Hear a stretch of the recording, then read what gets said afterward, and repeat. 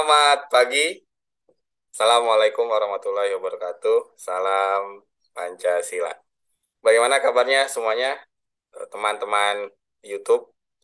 Hari ini tanggal 13 November, masih dalam aura Hari Pahlawan. Saya mengucapkan selamat Hari Pahlawan tanggal 10 November tahun 2022.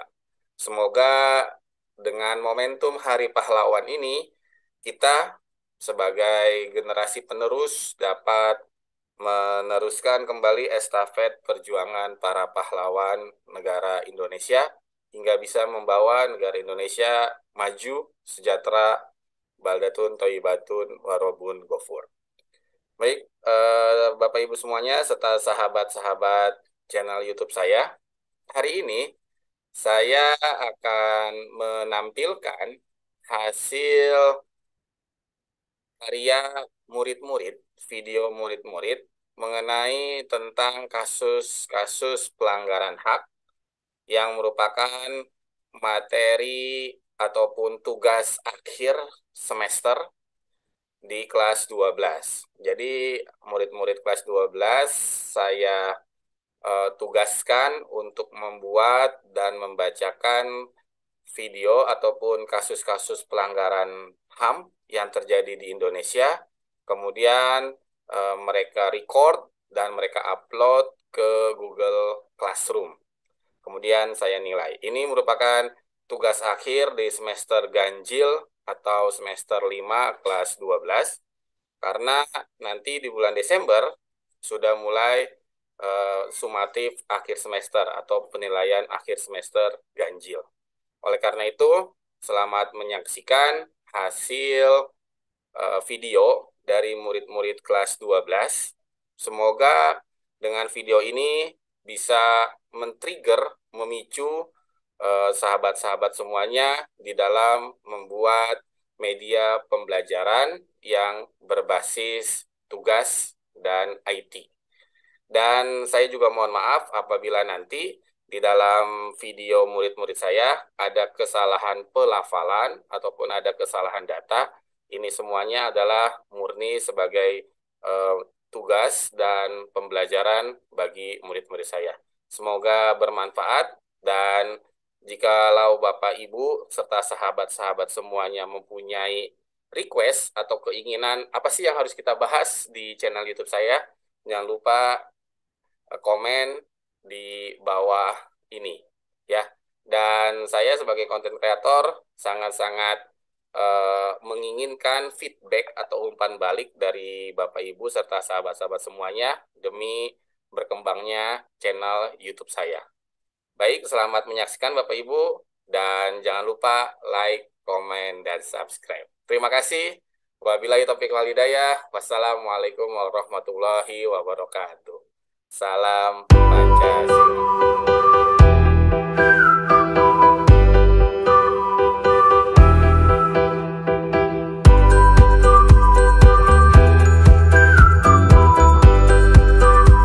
Assalamualaikum warahmatullahi wabarakatuh. Saya Aska Amanda dari kelas 11 IPS 1 ingin menceritakan tentang kerusuhan 1998. Kerusuhan 1998 adalah kerusuhan rasial terhadap etnis Tionghoa yang terjadi di Indonesia pada tanggal 13 sampai 15 Mei 1998, khususnya di ibu kota Jakarta. Kerusuhan ini diawali oleh krisis finansial Asia dan dipicu oleh tragedi Trisakti di mana 4 mahasiswa ditembak dan terbunuh dalam demonstrasi 12 Mei 1998. Pada kerusuhan ini, banyak toko dan perusahaan dihancurkan oleh amuk massa, terutama milik warga Indonesia keturunan Tionghoa.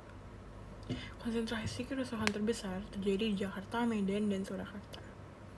Dalam kerusuhan tersebut, banyak warga Indonesia keturunan Tionghoa yang meninggalkan Indonesia. Krisis menyebabkan Presiden Soeharto meminta dana moneter internasional atau IMF untuk ikut membantu. Namun, IMF tidak dapat membantu. Krisis berlanjut yang menyebabkan 16 bank harus ditutup. Buku yang ditulis Habibie itu mencatat pada akhir Januari 1998 nilai rupiah terpuruk di angka 11.050 rupiah. Krisis bahan pokok juga terjadi. Pengangguran pun semakin meningkat dari 4,68 juta pada tanggal 1998 menjadi 5,46 juta pada 1998. Krisis itu juga menyebabkan rakyat menuntut perubahan kepemimpinan.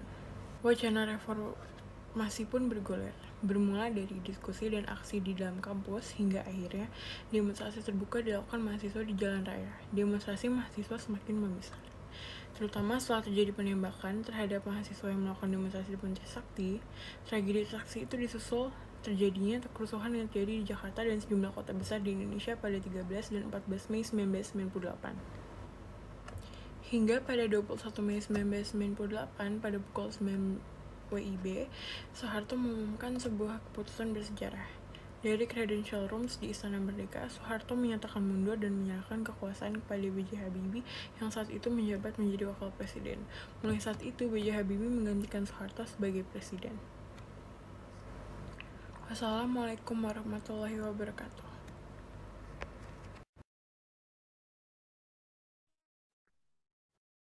Bismillahirrahmanirrahim. Assalamualaikum warahmatullahi wabarakatuh. Nama saya Adam Ramadan Adnan dari kelas 11 IPS 1 dan saya akan mempresentasikan tentang kasus Tanjung Priok yang terjadi pada tahun 1984. Apa itu kasus Tanjung Priok? Peristiwa Tanjung Priok adalah peristiwa kerusuhan yang terjadi pada 12 September 1984 di Tanjung Priok, Jakarta, Indonesia, yang mengakibatkan sejumlah korban tewas dan luka-luka serta sejumlah gedung rusak terbakar. Sekelompok massa melakukan defile sambil merusak sejumlah gedung dan akhirnya bentrok dengan aparat yang kemudian menembaki mereka. Sedikitnya 9 orang tewas terbakar dalam kerusuhan tersebut dan 24 orang tewas oleh tindakan aparat. Ini adalah foto yang menggambarkan situasi Tanjung Priok 1984. Latar belakangnya, pada tanggal 19 September 1984, Sersan Hermanu, seorang anggota Bintara Pembina Desa, tiba di Masjid As-Saadah di Tanjung Priok, Jakarta Utara, dan mengatakan kepada pengurusnya, Amir Biki untuk menghapus brosur dan spanduk yang mengkritik pemerintah. Biki menolak permintaan ini, lantas Hermanu memindahkannya sendiri. Saat melakukannya, dia dilaporkan memasuki area sholat masjid tanpa melepas sepatunya, yang sebuah pelanggaran serius terhadap etika masjid. Sebagai tanggapan, warga setempat yang dipimpin oleh pengurus masjid Syarifuddin Rambe dan Sofwan Sulaiman membakar motornya dan menyerang Hermanu saat dia sedang berbicara dengan petugas lain. Keduanya kemudian menangkap Rambe dan Sulaiman, serta pengurus lain, Ahmad Sahi dan seorang pria pengangguran bernama Muhammad Nur. Apakah kasus kerusuhan Tanjung Priok merupakan bentuk pelanggaran HAM yang terjadi akibat bentrok? Menurut saya, kasus kerusuhan Tanjung Priok tahun 1984 merupakan bentuk pelanggaran HAM yang terjadi akibat bentrok antara warga dan tentara.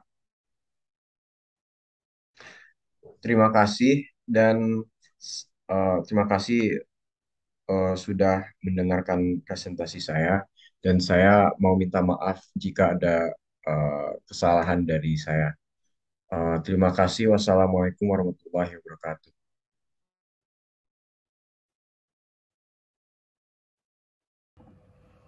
Assalamualaikum warahmatullahi wabarakatuh. Saya Aisyah Amelia dari kelas 12 IPA 1.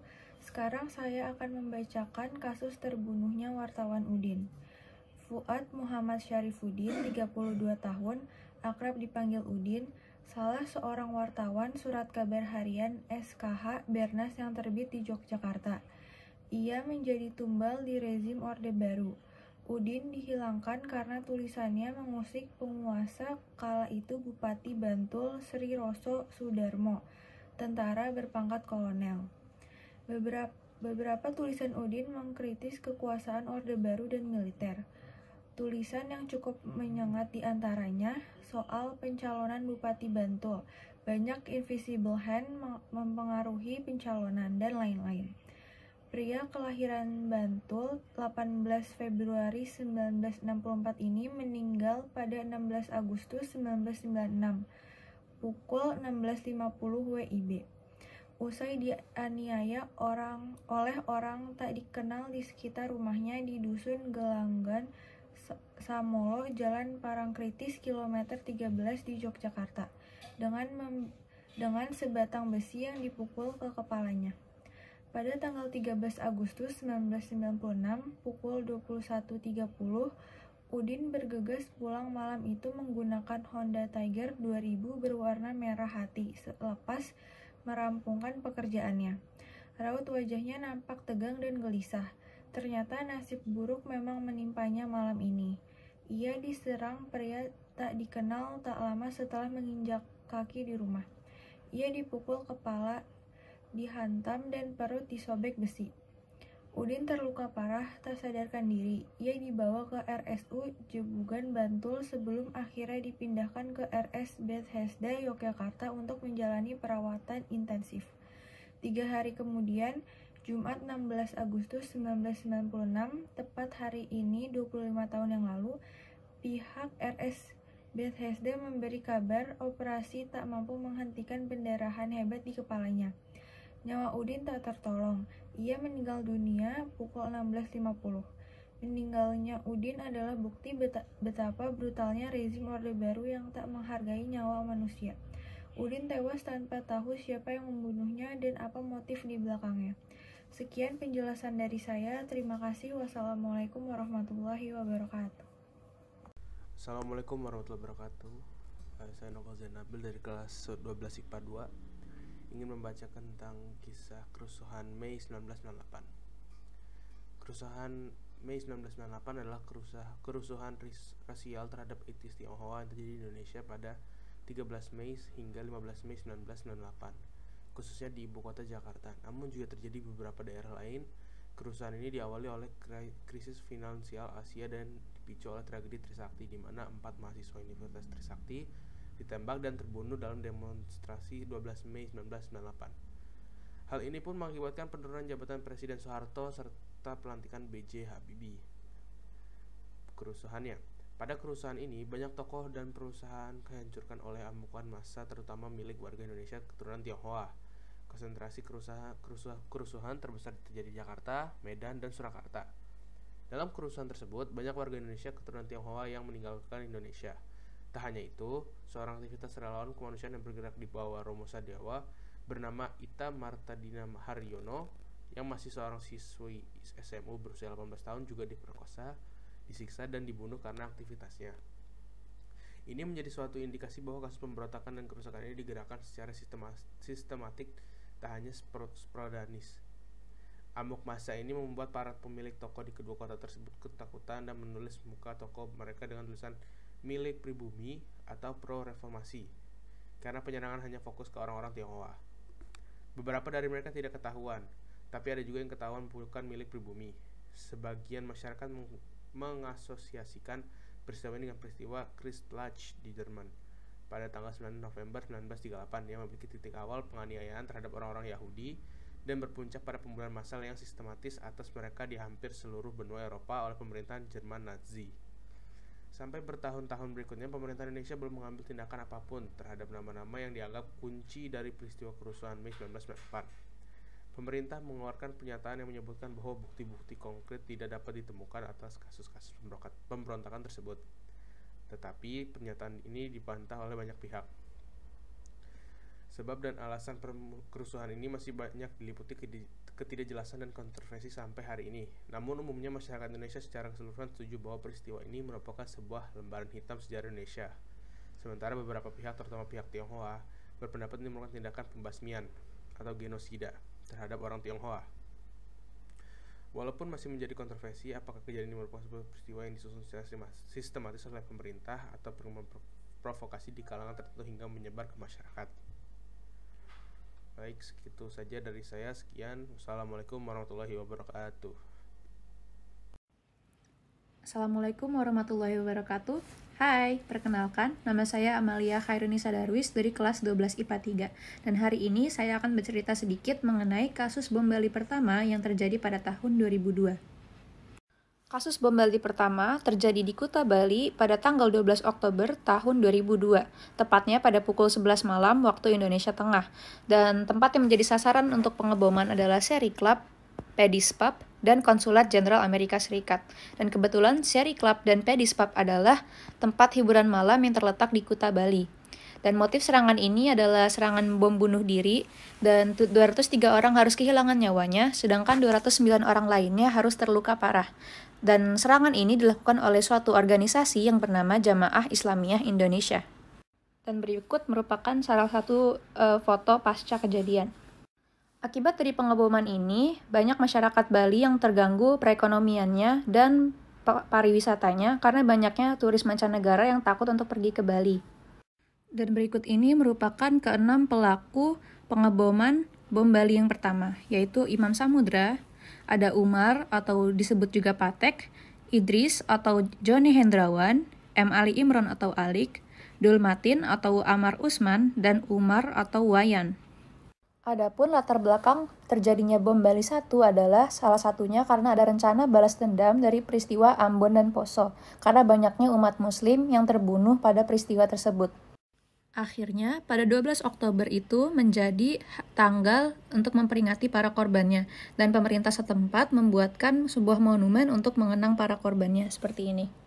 Dan tentunya kasus bom Bali ini itu sangat bertentangan dengan hak hidup manusia yang sudah diatur dalam Undang-Undang Dasar Negara Republik Indonesia, tepatnya pada pasal 28A, yang berbunyi hak untuk hidup serta berhak untuk mempertahankan hidup dan kehidupannya. Jadi intinya adalah kasus terorisme itu sangat merugikan banyak orang dan tidak patut untuk kita contoh. Sekian dari saya, wassalamualaikum warahmatullahi wabarakatuh. Assalamualaikum warahmatullahi wabarakatuh. Saya Alfon Firianto dari kelas 12 IPS 2 akan menceritakan tentang sejarah terjadinya peristiwa Tanjung Priok. Peristiwa Tanjung Priok adalah peristiwa kerusuhan yang terjadi pada 12 September 1984 di Tanjung Priok, Jakarta, Indonesia, yang mengakibatkan sejumlah korban tewas dan luka-luka serta jumlah gedung rusak terbakar. Sekelompok massa melakukan defile sambil merusak sejumlah gedung dan akhirnya bentrok dengan aparat yang kemudian menembaki mereka. Sedikitnya 9 orang tewas terbakar dalam kerusuhan tersebut dan 24 orang tewas oleh tindakan aparat. Latar belakangnya yaitu pada tanggal 19 September 1984, Sersan Hermanu, seorang anggota Bintara Pembina Desa, tiba di Masjid As-Sa'adah di Tanjung Priok, Jakarta Utara, dan mengatakan kepada pengurusnya, Amir Biki, untuk menghapus brosur dan spanduk yang mengkritik pemerintah. Biki menolak permintaan ini, lantas Hermanu memindahkannya sendiri. Saat melakukannya, dia laporkan memasuki area sholat masjid tanpa melepas sepatunya, yang merupakan sebuah pelanggaran serius terhadap etika masjid. Sebagai tanggapan, warga setempat yang dipimpin oleh pengurus masjid Syarifuddin Rambe dan Sofwan Sulaiman membakar motornya dan menyerang Hermanu saat dia sedang berbicara dengan petugas lain. Keduanya kemudian menangkap Rambe dan Sulaiman, serta pengurus lain Ahmad Sahi dan seorang pria pengangguran bernama Muhammad Nur. Insidennya, 2 hari pasca penangkapan, ulama Islam Abdul Qadir Jalini memberikan sebuah khotbah menentang asas tunggal Pancasila di Masjid As-Sa'adah. Setelah itu, Biki memimpin sebuah demonstrasi ke kantor Kodim Jakarta Utara, di mana keempat tahanan tersebut ditahan. Seiring waktu, massa berkelompok tersebut meningkat, dengan perkiraan berkisar antara 1.500 sampai beberapa ribu orang. Protes dan kerusuhan tidak berhasil menuntut pembebasan tahanan tersebut. Sekitar pukul 11 malam waktu setempat, para pemrotes mengepung komando militer.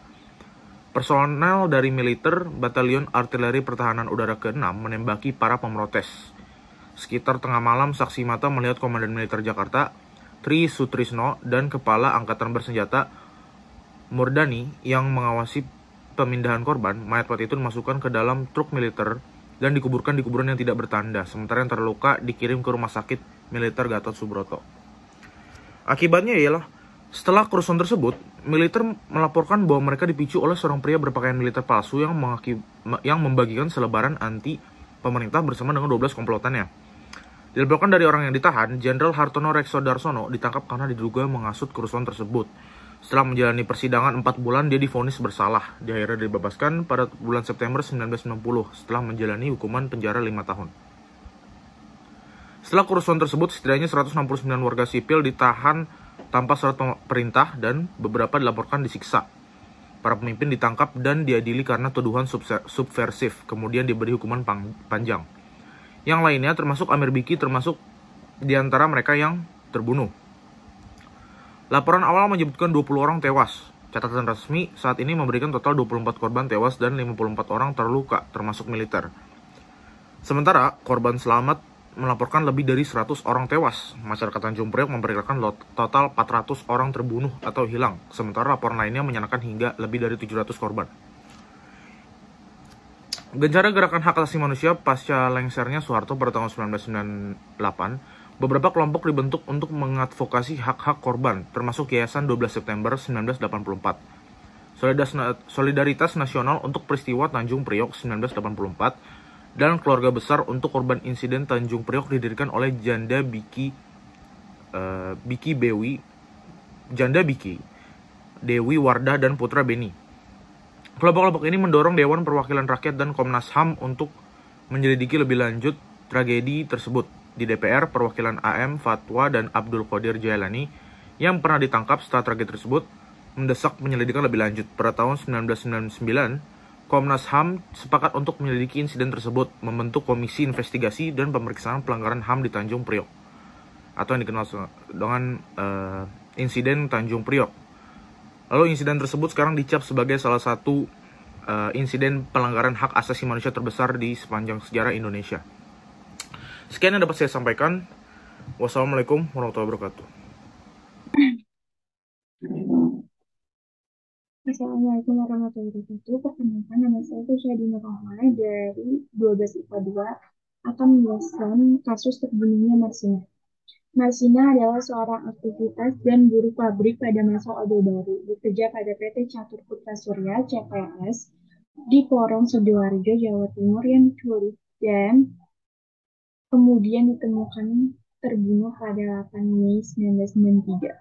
Setelah menghilang selama 3 hari, mayatnya ditemukan di hutan yang berada di Dusun Jegong, Desa Wilangan dengan tanda-tanda bekas penyiksaan berat. Perempuan yang sangat energik ini adalah sosok buruh yang progresif dan tidak ingin mengalah begitu saja kepada nasib walau lahir dari keluarga yang tak mampu.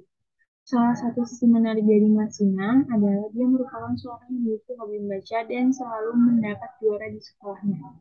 Namun bekal juara dan hobi membaca saja tak cukup untuk membuatnya meraih pendidikan hingga bangku perkuliahan. Karena keterbatasan biaya, Marsina hanya mampu menyelesaikan pendidikan sampai tingkat LSA. Menurut hasil otopsi, Marsina mengalami patah di sejumlah tulang tubuhnya, luka robek yang tak beratur sepanjang 3 cm, pendarahan di dalam rongga perutnya, dan luka di bagian alat kelaminnya yang disinyalir akibat luka tembak. Pada tanggal 30 September 1993 telah dibentuk tim terpadu Bakos Tanada Jatim untuk melakukan penyelidikan dan penyelidikan kasus terbunuhnya Marsina. 8 petinggi PT CPS ditangkap secara diam-diam dan tanpa prosedur resmi, termasuk Mutiari selaku kepala personalia PT CPS dan satu-satunya perempuan yang ditangkap. Pemilik PT CPS, Yudi Susanto, juga termasuk salah satu yang ditangkap. Sekian dari saya. Wassalamualaikum warahmatullahi wabarakatuh. Assalamualaikum warahmatullahi wabarakatuh. Saya Muhammad Rizky Darmawan dari 12 IPS 3 akan membuat video tentang pengeboman Bali 2002. Pengeboman Bali 2002 atau yang disebut juga bom Bali 1 adalah rangkaian dari 3 peristiwa pengeboman yang terjadi pada malam hari tanggal 12 Oktober 2002. Dua ledakan pertama terjadi di Pedis Pub dan Sari Club SC di Jalan Legian, Kuta Bali. Sedangkan ledakan terakhir terjadi di dekat kantor konsulat Jenderal Amerika Serikat. Walaupun jaraknya cukup berjauhan, rangkaian pengeboman ini merupakan pengeboman pertama yang kemudian disusul disusul oleh pengeboman dalam skala yang jauh lebih kecil yang juga bertempat di Bali pada tahun 2005. Tercatat 203 korban jiwa dan 209 orang luka-luka atau cedera. Kebanyakan korban merupakan wisatawan asing yang sedang berkunjung ke lokasi yang merupakan tempat wisata tersebut. Peristiwa ini dianggap sebagai peristiwa terorisme terparah dalam sejarah Indonesia. Kasus bom Bali bertentangan dengan hak hidup manusia yang tercantum dalam UUD NRI tahun 1945 pasal 28A. Hak asasi manusia dijamin negara terdapat dalam UUD 1945 pasal 28, namun kasus di atas diatur dalam UUD 1945 pasal 28A yang berbunyi hak untuk hidup serta berhak mempertahankan hidup dan kehidupannya.